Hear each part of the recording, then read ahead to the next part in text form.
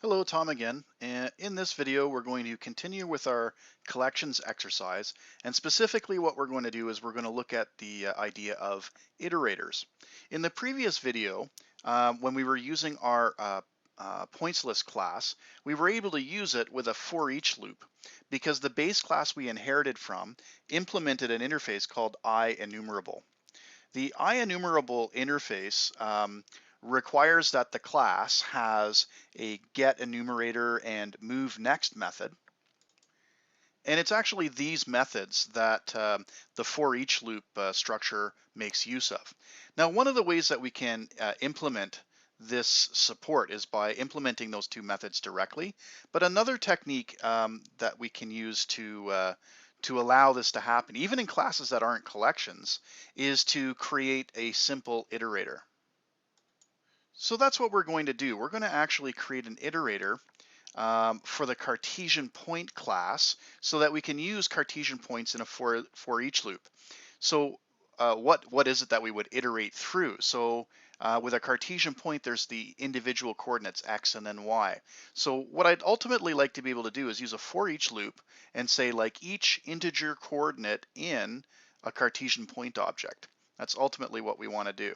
Okay, so we can implement that by adding a simple iterator. So we'll go to the Cartesian point class. We'll open that up. And if the tutorial 2 region is open, you can certainly close it up. And in the tutorial 4 region, this is where we're going to add that simple iterator. Okay, so the method that we're going to add is going to be a public method. Oops. And the return type of this method is going to be an Ienumerable interface. Ienumerable is an interface that's defined in the systems.collections namespace. I could say using systems.collections up at the top of my file, or I could just simply write out the whole thing. So systems.collections and again it's called Ienumerable. Okay, not to be confused with Ienumerator. All right, so that's the return type. And that's a little bit counterintuitive. We would think that what this is going to return is an integer, but it doesn't. It returns one of these interface variables. Now I'm going to give my my iterator a name. So I'm going to call it this method my coordinates. Okay, hopefully I've spelt that right. Okay. So what do I want this iterator to do? Basically what I want it to do is the first time in my for each loop, I want it to actually return x, and then the next time in my for each loop, I want it to return y. So it would be like, return x the first time and return y the second time. Now we know we can't actually do this. Let me just add a couple of comments here. All right, the keyword to make this work is yield. Okay, so I'm going to put yield return x, which basically means, and then yield return y. So basically, if you were picturing, calling this in a for each loop, the first time the for each loop accesses or iterates as it's iterating, the first thing that it gets is the first thing that I'm yielding, which is a return of x. And then the next thing that it iterates through the next item in the for each loop. The next time it's going to go to the second one. If I had 10 of them, okay, I could do them in order. So this is about as simple as you can get. So when I use a for each loop on a Cartesian point using the my coordinates method, it's going to return those two things in sequence. So let's try that out in main to see if we can make any sense of it. So what I'm going to do is in main, I'm just going to scroll down. I'm going to comment out the previous stuff where I had the console.read key. I'm just going to comment that out because I don't want to bother seeing that. So it'll still do it, but it won't actually pause for me. It'll just clear the screen. So it's kind of a cheap way of doing it. And then I'm going to uncomment out the read key in the next section. Okay, so from the previous part, we had an an individual Cartesian point called a point. So I'm just going to do a little bit of a console right line, the individual coordinates for, and then a point r, and then let's do our for each loop. Okay, so it'll be for each. Okay, and these are integer values, so it's an int. I'm going to call it coordinate in, and in what? So in a point dot my coordinates. My coordinates is a method, so it has the empty round brackets. That's the end of my for each loop condition. And what do I want to do? Well, I'm just going to write that coordinate to the screen. All right, so simple little right line there. I'll do a tab, and then that's where I'll put the actual coordinate. Okay, so let's try this out. So the individual coordinates for 8899, which was what a point actually holds, are, so the first time it wrote tab 88, and then the next time it wrote tab 99. So I'm not sure that this is a super practical thing for a Cartesian point, but it does illustrate kind of an interesting thing that you can do using a for each loop, or designing your non-collection class to use a for each loop. I'm going to replicate that same functionality, but what I want to do is I don't want to have to specify this method. I want to be able just to say int coordinate in a point. In fact, before I even change the class, I'm just going to copy this, okay, and I'm going to paste it under the next comment here. So the modification I want to make is I just want to be able to do it without specifying my coordinate.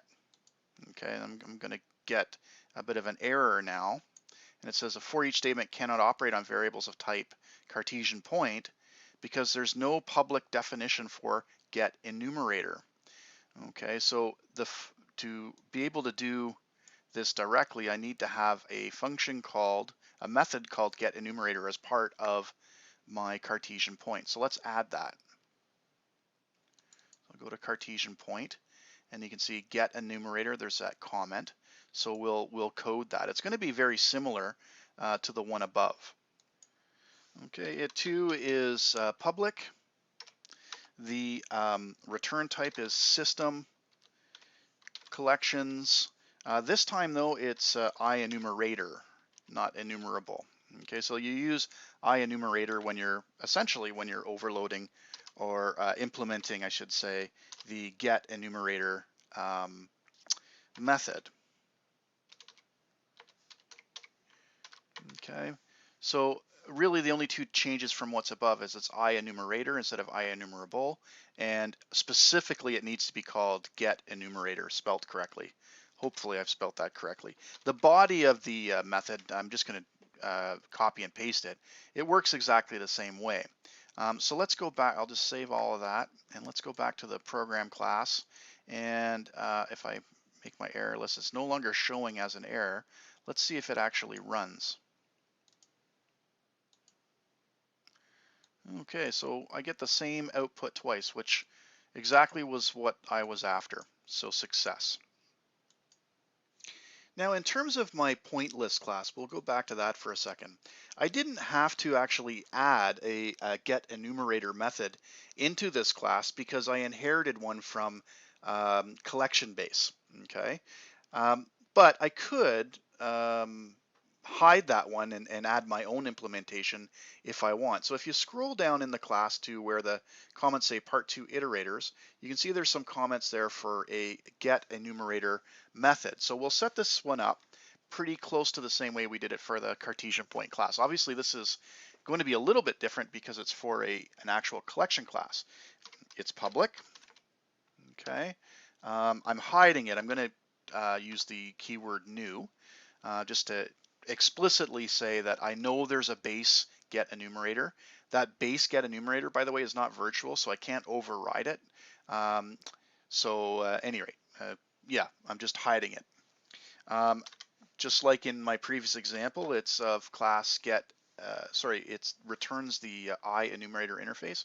This particular file I've actually said using systems.collection up at the top. So I don't need to qualify the name there. And again, it's called get enumerator. Okay, so that's the that first line. All right. So what I want to do in this method essentially is go through each of the points in the list and yield a return of that point. Okay, so I'm going to use a for each loop for each object point in list. Okay, nice and generic there. And then I'm going to return that point. So yield return point. So the first time through the for each loop, it'll return the first one, then the next one and the next one and so on. All right, so that is basically as simple a get enumerator I can make for this class as possible. Here's the thing though, I'm hiding the base implementation of get enumerator, and the base implementation of get enumerator does exactly this. So there's really no point in having this this method implemented unless I'm going to be doing something different. So I will do something just a tiny bit different in this one. Just before I actually return the point, what I'll do is I'll just write a little debug message to the output window, and I'll just say returning the next point.